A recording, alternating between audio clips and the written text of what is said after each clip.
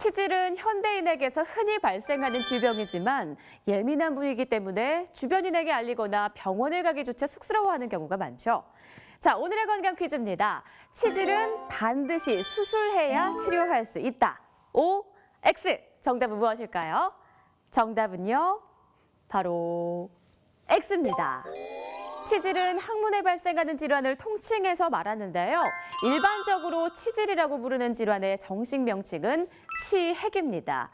이 치핵은 항문 주변의 정맥에 피가 몰려서 발생하는 일종의 정맥류인데요. 발변 시 항문에서 피가 묻어나는 등 불편함을 느끼고도 수술이 두려워서 병원을 찾지 않는 분들이 많습니다. 하지만 치핵이라고 해서 모두 수술을 해야 하는 건 아니라고 합니다. 위치에 따라 내치핵, 외치핵으로 구분되는데요.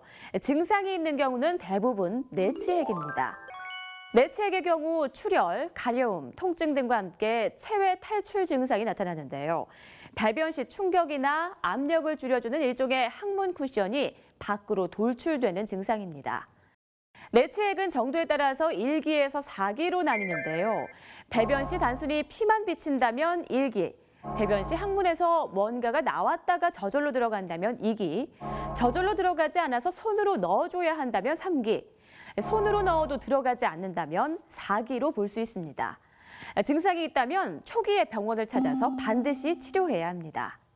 다소 증상이 약한 1, 2기의 경우 대부분 약물 치료, 경화요법 등 비수술적 치료로 호전되는 경우가 많은데요. 하지만 출혈, 통증 및 불편감이 있는 2기의 경우 수술이 필요하다고 합니다. 3기, 4기의 치핵은 대부분 약물의 반응을 잘 안 해서 수술적 요법으로 치료하고요.